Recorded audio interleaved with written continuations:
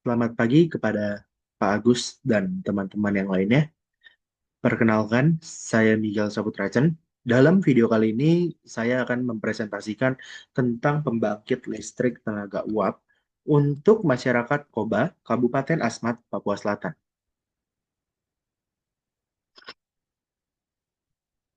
Perkenalkan kembali, nama saya Miguel Saputracan dengan NPM 2406421636. Dalam tugas kali ini, saya melihat saudara-saudara kita semua yang berada di daerah Koba, Distrik Tomor Birip, Kabupaten Asmat, Papua Selatan. Kenapa daerah Koba, bukan daerah lainnya?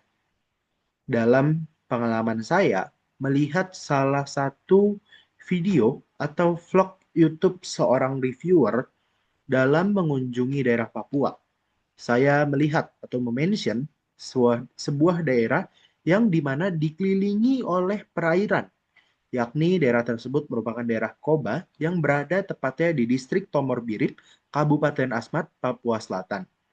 Daerah yang jauh dari pusat kota, dikelilingi oleh rawa-rawa dan perairan, hingga saat ini belum mendapatkan listrik.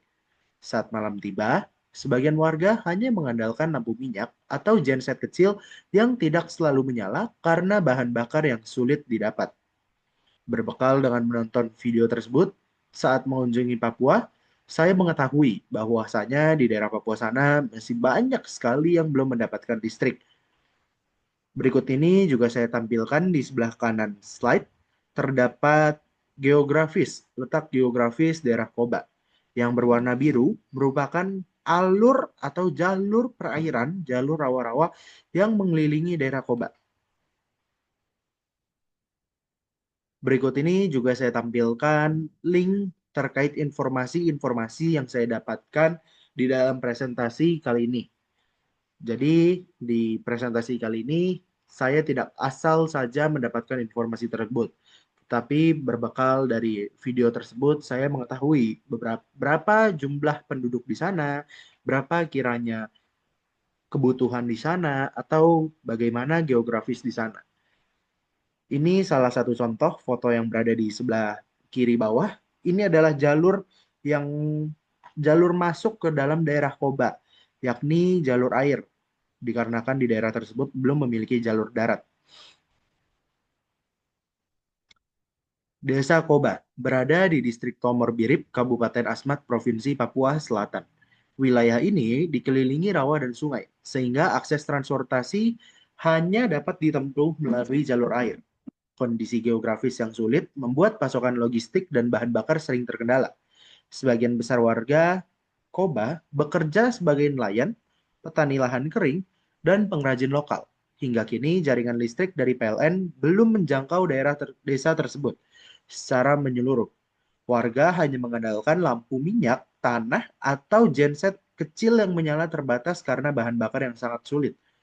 Keterbatasan listrik berdampak pada kehidupan masyarakat, anak-anak kesulitan belajar di malam hari, aktivitas ekonomi terhambat, dan fasilitas umum seperti sekolah, puskesmas tidak berfungsi dengan optimal. Kondisi ini menunjukkan bahwa Koba masih membutuhkan perhatian serius dan perhatian khusus dalam pemenuhan kebutuhan listrik. Dan disclaimer, untuk sekolah dan puskesmas di sana masih belum ada. Sekolah sendiri merupakan beberapa tenaga pendidik yang dalam kurun waktu seminggu sekali masuk dalam daerah Koba untuk mengajar anak-anak di sana. Kondisi Koba saat ini, dikarenakan sulitnya akses untuk menuju daerah Koba, sehingga informasi yang beredar saat ini tidak dapat dipastikan kebenarannya 100%. Sehingga beberapa data digunakannya asumsi dan dilihat dari video atau vlog seorang YouTuber yang tadi telah dijelaskan di latar belakang awal. Jumlah penduduk Koba saat ini berkisar antara 300 sampai 1.000 jiwa, dengan konsumsi listrik per hari rata-ratanya berkisar antara 2 sampai 10 kWh per kakak, dan kepala keluarga berkisar antara 80 sampai 200 kepala keluarga atau kakak. Dapat diasumsikan jumlah penduduk kota diasumsikan angka tengahnya sebesar 500 jiwa, dikarenakan mengingat letak geografis kondisi Koba di pedalaman yang sangat sulit dijangkau, biasanya dihuni penduduk kecil. Untuk konsumsi listrik per hari, rata-ratanya berkisar antara 5 kWh per KK per hari, dikarenakan biasanya hanya dibutuhkan untuk penerangan seperti kipas dan peralatan kecil lainnya. Dikarenakan juga mengingat kondisi geografisnya yang tidak dapat akses untuk ke kota membeli beberapa peralatan elektronik. Kepala keluarga. Jika satu kakak diasumsikan sebanyak 4-6 orang, maka dengan 500 jiwa dapat diartikan berkisar antara 90 sampai 130 kakak. Maka diasumsikan berkisar 100 kakak. Siklus Brighton. Siklus Brighton regeneratif adalah sistem pembangkit listrik tenaga gas yang dirancang untuk meningkatkan efisiensi dengan memanfaatkan kembali panas buangan dari turbin. Udara yang telah dikompresi dialirkan melalui regenerator agar memanfaatkan panas sisa sebelum masuk ke ruang bakar. Sehingga kebutuhan bahan bakar berkurang. Gas hasil pembakaran kemudian menggerakkan beberapa turbin, di mana sebagian energi digunakan untuk kompresor dan sisanya diubah menjadi listrik melalui generator. Dengan tambahan reheater dan intercooler, sistem ini bekerja lebih efisien dan hemat bahan bakar, menjadikannya cocok untuk daerah terpencil seperti Koba di Papua Selatan yang memiliki keterbatasan pasokan energi. Klasifikasi turbin yang akan digunakan dalam siklus Brighton. Dalam presentasi kali ini, saya juga telah melakukan riset dan analisa terkait turbin dan komponen-komponen lainnya yang kiranya cocok digunakan di daerah Koba dan untuk beberapa siklus-siklus ini. Dengan contohnya, turbin kali ini di siklus Brighton, saya menemukan turbin yang berjenis micro steam turbin atau turbin uap kecil OM Asia dengan kapasitas berkisar antara 10 sampai 100 kWh. Kapasitasnya memiliki model 10 kW, 20 kW, 50 kW, hingga 100 kW. Umumnya ditawarkan oleh banyak pabrikan seperti Cina dan Asia. Bahan bakarnya dapat dipanaskan dengan biomasa, minyak diesel, atau gas. Untuk efisiensinya, lebih baik bila sistem boiler dan pemanfaatan panas dioptimalkan, memerlukan air dan perawatan boiler. Kekurangan. Kekurangannya bisa memakai biomasa lokal sebagai keunggulannya bisa memakai biomasa lokal sebagai bahan bakar jika tersedia berkelanjutan. Kekurangannya memerlukan boiler, perlakuan air, sistem kondensasi, pengoperasian, dan pemeliharaan lebih intensif.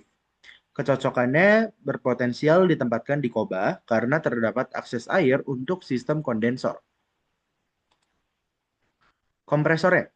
Jenis kompresor yang kiranya cocok untuk digunakan dalam siklus Brighton, yakni kompresor sentrifugal 2 tahap atau kompresor tipe sentrifugal dengan housing baja tahan korosi. Alasan memilih kompresor sentrifugal dikarenakan untuk aliran udara moderat karena ringkas dan efisiennya bagus. Mengingat kondisi geografis daerah Koba yang sulit ditempuh melalui jalur darat, untuk komponen-komponen yang kiranya akan digunakan nanti, saya menggunakan komponen yang berukuran mikro, bukan melainkan menggunakan komponen yang besar, dikarenakan sulit aksesnya. Untuk reheater yang berjenis duct burner atau stage combustor reheat type. Alasan memilihnya, reheater harus bisa menyuntikkan panas tambahan kembali ke aliran sebelum turbin 2. Ini berikut juga saya tampilkan contoh produknya yang berjenis sesuai dengan yang telah saya ketik di presentasi ini. Intercooler, air-to-air plate fin atau fin tube compact heat exchanger. Alasan memilihnya dikarenakan plate fin intercooler punya kepadatan permukaan tinggi, ukuran kecil, dan efisiensi pengambilan panas bagus.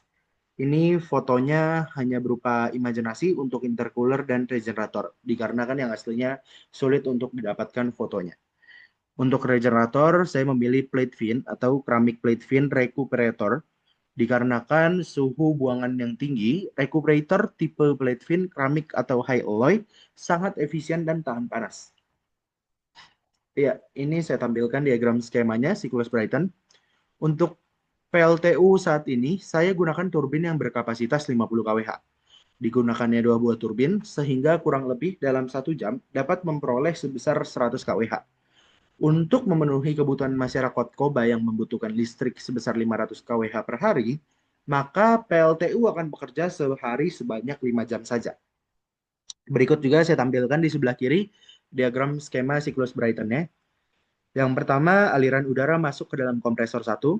Setelah melalui kompresor 1, tahap keduanya yakni aliran udara akan masuk ke dalam intercooler dengan fungsi intercooler sebagai penetralisasi atau penstabil suhu udara yang masuk.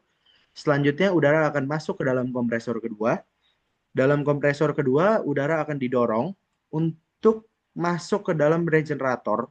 Regenerator udara akan dipanaskan, dan setelah dipanaskan akan ditampung dalam combustion chamber. Setelah melalui combustion chamber, udara tersebut atau uap tersebut akan dialirkan menuju turbin 1. Setelah dari turbin 1, udara yang keluar dikarenakan telah diserap panasnya oleh turbin 1 akan kembali dipanaskan ulang oleh turbin 2 sehingga efisiensi dari siklus ini dapat berjalan dengan baik. Setelah masuk ke dalam turbin 2, udara atau uap akan kembali lagi ke regenerator di awal. Berikut ini saya tampilkan siklus Brighton diagram TS-nya.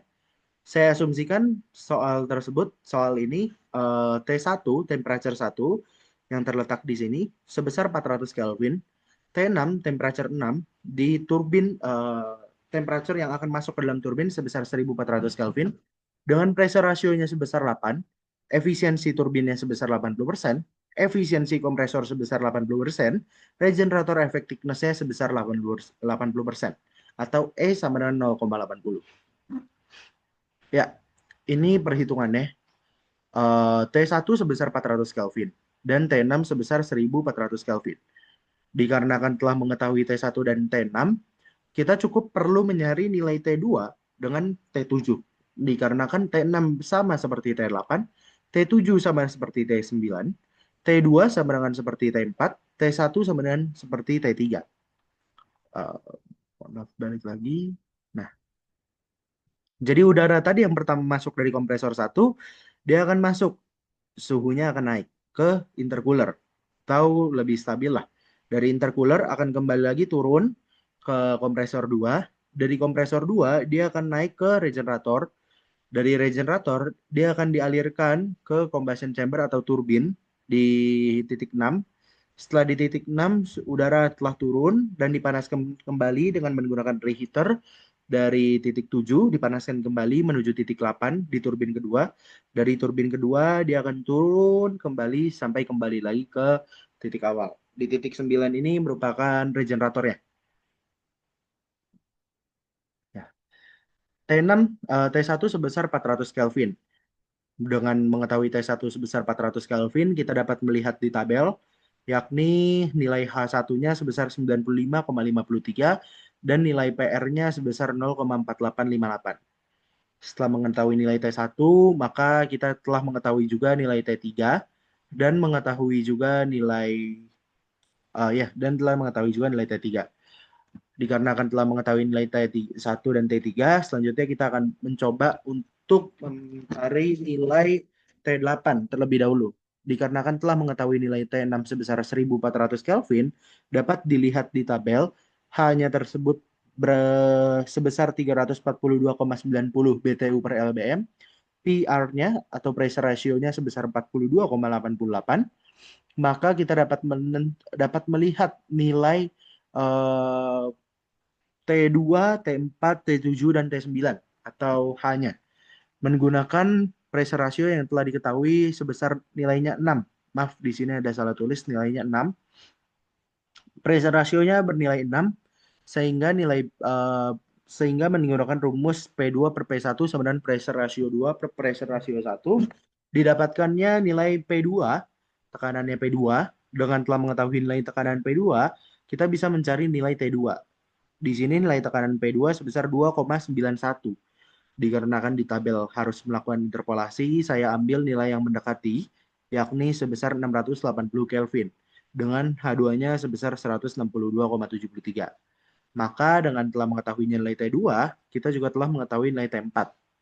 Selanjutnya, dengan menggunakan T6, kita dapat mencari nilai P7 dan P8. Sama seperti cara untuk mencari T2, yakni melihat dari tekanan di titik 6 dibagi tekanan di titik 7 dan sama dengan pressure ratio. Selanjutnya kita dapat melihat tekanan di titik 7 sebesar 7,14, yakni sudah ada di tabel 7,14 di 860 Kelvin dengan H7-nya sebesar 206,46 BTU per LBM. Dikarenakan telah mengetahui nilai T1, T2, T3, T4, dan T6, T7, T8, T9, selanjutnya kita akan mencari nilai T5. Untuk mencari nilai T5, akan digunakannya regenerator effectiveness yang sebesar 0,80 dengan menggunakan rumus T5 sama dengan T3 ditambah E, regenerator effectiveness ya, dikali T9 dikurang T3. Maka didapatkan nilai T5-nya sebesar 768 Kelvin. Dilakukan interpolasi, maka didapatkannya H5 sebesar 184,02 BTU per LBM. Selanjutnya, maka kita telah mengetahui nilai 1, 2, 3, 4, 5, 6, 7, 8, 9. Untuk nilai yang terakhir, nilai 10 sama menggunakan regenerator effectiveness, maka didapatkannya nilai titik 10. Selanjutnya, dikarenakan telah mendapatkan semua nilai H di masing-masing titik, maka kita dapat mencari nilai efisiensi thermalnya. Efisiensi thermal rumusnya work net dibagi Q in, maka didapatkannya work net sebesar 138,48 dan Q in-nya sebesar 317,76. Dengan mencari work net-nya menggunakan workout dikurang work in. Workout di sini yakni dari nilai 6 ke H6 dikurang H7 dan H8 dikurang H9. Work in-nya di H1 ke H2 dan H3 ke H4. Sedangkan Q in-nya sendiri dari 6 ke 5 dan 8 ke 7 Q in-nya. Selanjutnya didapatkan nilai efisiensi thermalnya sebesar 43%. Maka dengan telah mengetahui efisiensi thermal dan work net-nya serta Q-in, kita bisa mencari mass flow rate dengan menggunakan rumus work.net atau work net target dibagi work net. Di awal kita mendapatkan target atau kita mengasumsikan target PLTU kita menghasilkan listrik sebesar 500 kWh per hari. Maka didapatkan nilainya mass flow rate-nya sebesar 3,62 kg per second. Ya, selanjutnya kita akan ke siklus Rankine. Siklus Rankine adalah siklus termodinamika ideal untuk pembangkit listrik tenaga uap dengan 4 proses, yakni pompa mengompresi air ke tekanan tinggi, boiler memanaskan air menjadi uap superheated, turbin mengekspansi uap untuk menghasilkan kerja, dan kondenser mengubah uap kembali menjadi air. Siklus ini merupakan modifikasi praktis dari siklus Carnot yang menjadikan dasar operasional sebagai sebagian besar pembangkit listrik thermal di dunia. Ya, ini merupakan komponen-komponen utama di siklus Rankine, yakni terdiri dari pompa dan boiler serta ada komponen lainnya. Pompa saya gunakan jenis pompa yang sentrifugal atau dapat digunakan pompa torak, pompa multistate, dan pompa boiler feed. Alasan dipilihnya pompa sentrifugal multistate dikarenakan memiliki efisiensi yang tinggi sekitar 75% hingga 85% dan memiliki sifat yang sangat andal dan tahan lama. Boiler, saya gunakan jenis yang tipenya fire tap boiler atau boiler pipa api, water tap boiler atau boiler pipa air. Kenapa memilih boiler tipe ini? Dikarenakan water tap boiler ini sangat mampu beroperasi pada tekanan yang sangat tinggi di atas 100 bar. Memiliki efisiensi optimal antara 85-95% dan dapat menangani kapasitas yang besar. Untuk kondensor, saya memilih jenis tipe kondensornya yakni surface kondensor atau kondensor permukaan atau biasa disebut jet kondensor atau kondensor kontak langsung. Alasan memilihnya merupakan karena surface kondensor tipe water cooled mampu menciptakan vakum yang optimal untuk efisiensi maksimal turbin. Untuk tipe turbin atau klasifikasi turbin yang akan digunakan yakni ORC atau Organic Rankine Cycle berkapasitas modul atau modular dari 10 kW sampai 150 kW. Di sini kapasitas yang akan dipilih sama seperti di siklus Brayton, yakni 50 kWh. Untuk bahan bakar yang digunakan untuk menggerakkan ORC ini menggunakan bahan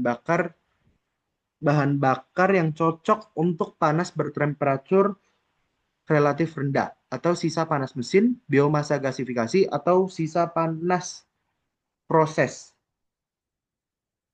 Efisiensi, baik untuk sumber panas rendah, instalasi modular memudahkan skala. Keunggulannya ideal untuk memanfaatkan panas yang selama ini terbuang, perawatannya relatif lebih sederhana dibandingkan boiler uap konvensional. Kekurangannya investasi awal sedang, perlu sumber panas yang konsisten.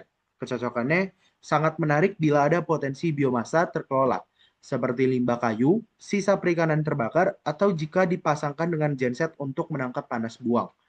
Jadi kenapa saya pilih ORC ini? Dikarenakan biasanya di dalam hutan-hutan koba itu banyak masyarakatnya yang menjadi petani atau nelayan. Mereka biasanya punya limbah-limbah, itu cocok untuk bisa dimasukkan ke dalam turbin ini. Karena turbin tipe ini berpotensial dengan menggunakan biomasa yang terkelola. Ya, selanjutnya ini saya tampilkan diagram skema dari siklus Rankine dan diagram TS dari siklus Rankine.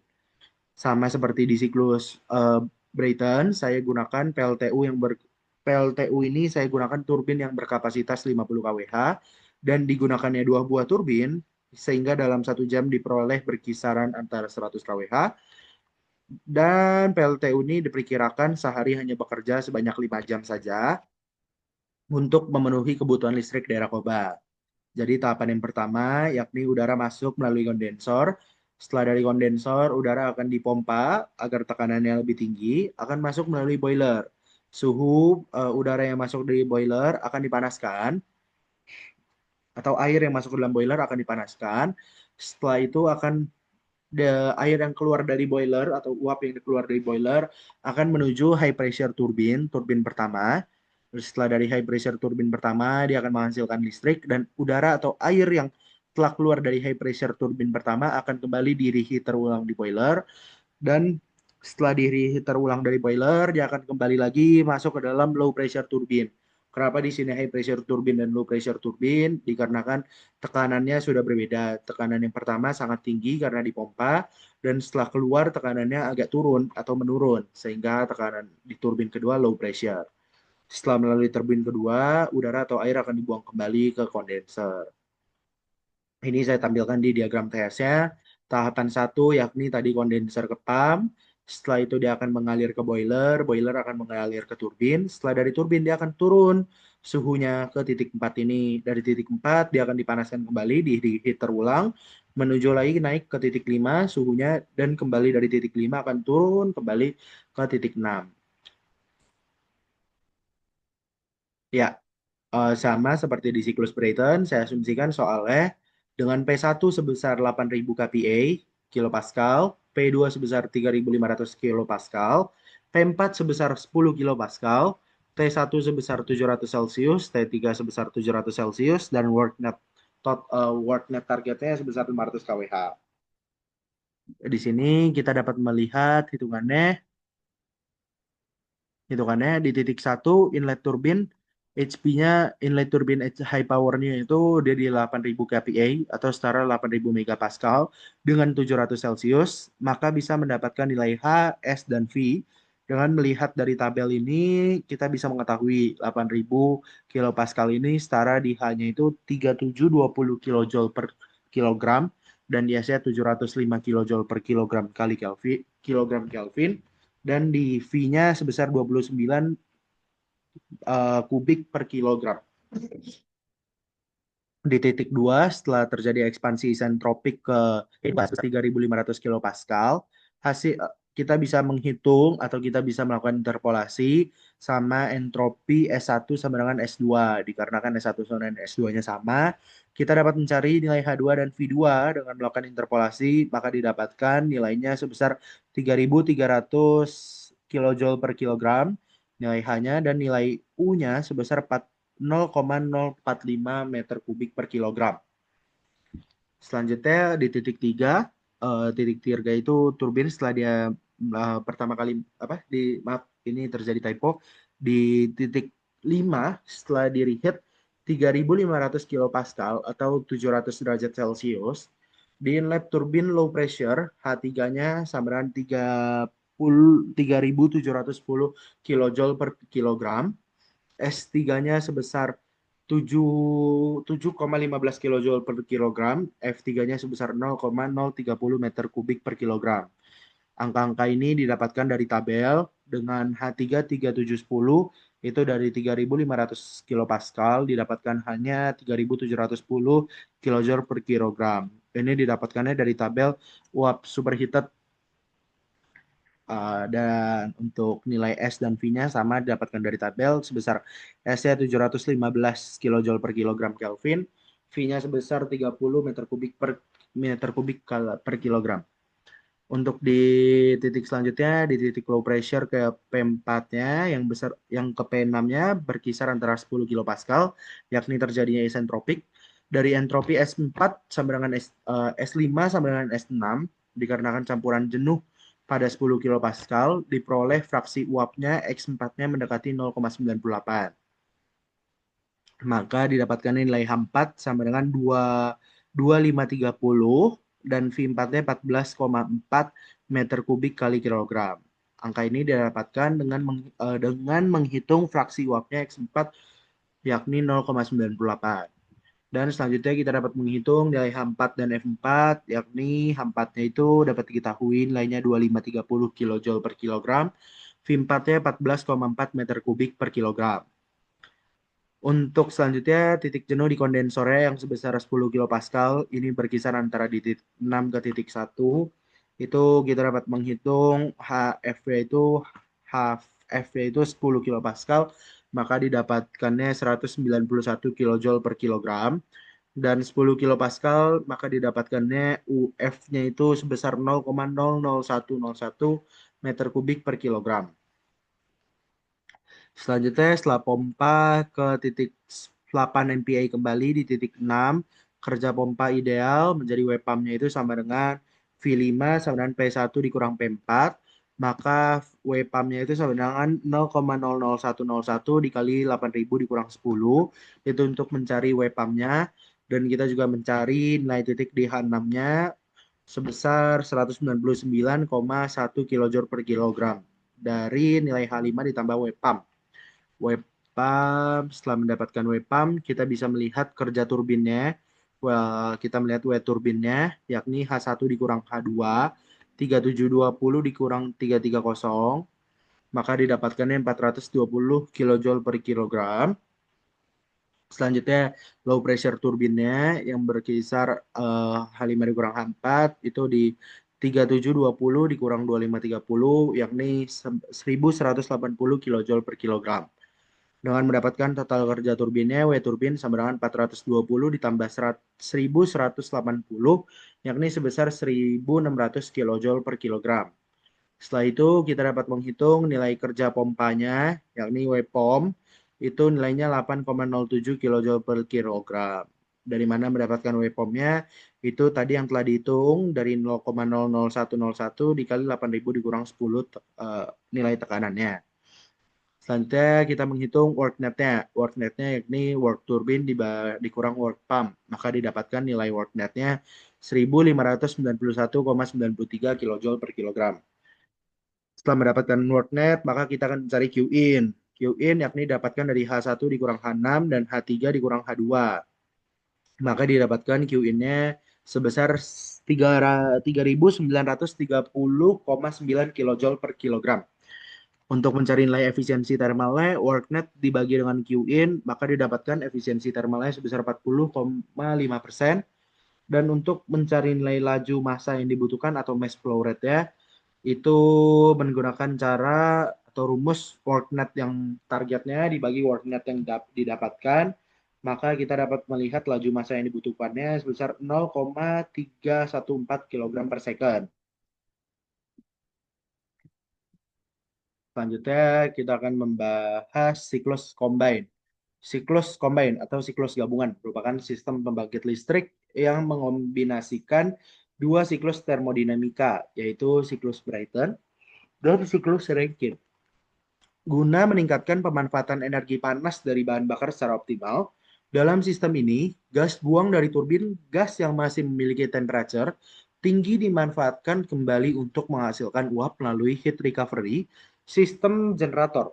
Uap tersebut kemudian digunakan untuk menggerakkan turbin uap pada siklus Rankine dengan memanfaatkan kembali energi panas yang tersisa. Efisiensi keseluruhan pembangkit dapat meningkat hingga mencapai 55 sampai 65-65% sehingga menghasilkan kinerja yang lebih efisien dibandingkan sistem pembangkit tunggal berbasis gas maupun uap.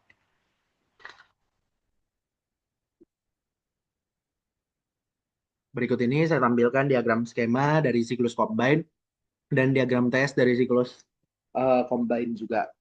Ini siklus combine-nya saya masih menggunakan siklus Brayton dan siklus Rankine yang sama seperti di awal, yakni pertama itu dia udara masuk melalui untuk di siklus Brayton-nya udara masuk ke kompresor satu, terus akan dinaikkan ke intercooler supaya suhunya netral. Sebelumnya mohon maaf, di sini panahnya terbalik. Setelah dari intercooler, dia akan turun kembali ke kompresor kedua. Udaranya yang telah didinginkan atau dinetralkan akan turun ke kompresor kedua. Maka dari kompresor kedua akan masuk ke dalam boiler untuk dipanaskan. Setelah masuk ke dalam boiler untuk dipanaskan, dia akan ke combustion chamber. Untuk ditampung, setelah dari combustion chamber, dia akan bergerak menuju turbin uap panas ini. Setelah dari turbin satu, dia akan keluar dengan suhu atau tekanan yang lebih rendah untuk kembali dipanaskan ulang di reheater. Dengan menggunakan reheater dipanaskan ulang, maka dia akan masuk lagi kembali ke turbin 2. Dari turbin 2, maka dapat menghasilkan output work net dan mengulang kembali prosesnya seperti semula atau udara uap panas. Uap yang masih sisa panas ini akan dibuang kembali ke boiler untuk dipanaskan ke siklus Rankine, dipanaskan kembali dan dipergunakan kembali di siklus Rankine.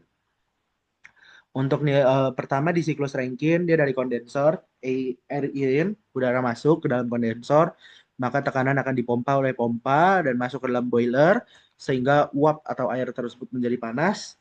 Setelah panas dia akan ke high pressure turbine, high pressure turbine. Setelah dari high pressure turbine dia akan kembali lagi di heater ulang melalui boiler. Boiler akan kembali lagi menyalurkan ke turbin. Di sini diagram TS-nya sudah saya buat, maaf. Di titik satu ini titik satu ini adalah di pump atau di kondenser di pump ini, dan titik duanya dia di boiler. Setelah dari boiler udara yang panas dia akan naik terus ke titik tiga, titik turbin. Setelah itu dia turun dikarenakan suhunya telah turun dan kembali dipanaskan di titik 4 sehingga naik kembali di titik 5. Setelah dari titik 5 dia akan turun kembali karena udaranya telah temperaturenya udah mulai menurun, dia akan kembali ke kondenser. Di sini titik 3 dan titik 5 dibuat sama dikarenakan suhu di titik 3 dan suhu di titik 5 sama akibat dari diri heater ulang sebesar 700 derajat Celcius. Untuk diagram TS Brighton-nya di sini titik 1 yakni di kompresor 1 ya. Dia akan kembali naik ke intercooler di titik 2 udara dinetralkan atau dia masuk tinggi, suhunya tinggi di kompresor satu dan dia naik, terus di intercooler diturunkan kembali ke kompresor 2. Setelah dari kompresor 2 dia akan naik kembali suhunya ke boiler. Dari boiler dia akan naik lagi suhunya ke combustion chamber atau langsung masuk ke turbin. Dari turbin dia akan turun kembali dipanaskan ulang di titik 7 dan naik kembali di titik 8. Setelah dari titik 8 dia akan turun kembali ke titik 9. Di sini titik 6 dan titik 8 itu sama tingginya dikarenakan suhunya atau temperaturnya sama. Di sini juga ada titik 5 dan titik 10 dikarenakan digunakannya intercooler, combustion chamber, dan lainnya. Untuk perhitungan efisiensi thermal siklus combine, saya menggunakan yang telah dihitung tadi di siklus Brayton dan siklus Rankine. Efisiensi thermal yang tadi didapatkan di siklus Brayton sebesar 43%, mass flow rate sebesar 3,62 kg per second, dan QN-nya sebesar 317,76 kJ per kilogram, dan work net-nya sebesar 138,48 kJ per kilogram. Untuk di siklus Rankine-nya, efisiensi thermal sebesar 40,5%, mass flow rate sebesar 0,314 kg per second, QN-nya sebesar 3.930,9 kilojoule per kilogram. Work net-nya sebesar 1.519,93 kilojoule per kilogram. Maka kita dapat menghitung siklus combine-nya untuk mencari efisiensi thermal di siklus combine, maka kita dapat menggunakan rumus work net total dibagi Q in Brayton. Di sini work net totalnya jangan tidak lupa dikalikan dengan mass flow rate atau M dot. Work net Brayton dikali M dot Brayton, yakni tadi work netnya 138,48 dikali dengan 3,62 dan ditambah dengan siklus Rankine. Work netnya sebesar 1.519,93 dikali 0,314 dan dibagi dengan Q in yang telah dikalikan dengan mass flow rate 317,76 dikali 3,62, maka didapatkan hasilnya sebesar 0,85, yakni 85%. Jadi efisiensi thermal terbesar di antara siklus Brayton, Rankine, dan Combine dimenangkan oleh Combine atau paling tinggi efisiensinya oleh Combine, yakni sebesar 85%. Di siklus Brayton hanya 43% efisiensi thermalnya, di siklus Rankine hanya 40,5%, di siklus Combine sebesar 85%. Hal ini disebabkan panasnya atau panas thermal ini tidak terbuang dengan sia-sia. Kalau di Brighton tadi panas thermal yang keluar hanya dimanfaatkan untuk reheater kembali saja, tapi di siklus combine panasnya tersebut akan diserap atau digunakan kembali di siklus Rankine untuk memanaskan fluidanya. Setelah dari fluida dipanaskan oleh siklus Rankine, baru akan kembali ke boiler atau kembali dibuang dari siklus Rankine. Maka di sini mendapatkan efisiensi thermalnya sebesar 85%. Ya, kita sudah berada di akhir dari presentasi kali ini. Kesimpulannya, dengan berakhirnya desain PLTU ini dapat disimpulkan bahwa nilai efisiensi thermal terbesar di siklus combine yakni sebesar 85%. Hal ini membuktikan siklus combine menjadi yang terbaik dan dapat menyelesaikan permasalahan listrik di daerah Koba, Distrik Tomor Birip, Kabupaten Asmat, Papua Selatan. Kami berharap di seluruh Indonesia tidak lagi terdapat daerah yang belum mendapatkan listrik. Sekian dari presentasi saya. Saya Miguel Sabutracan mengucapkan terima kasih dan pamit untuk undur diri.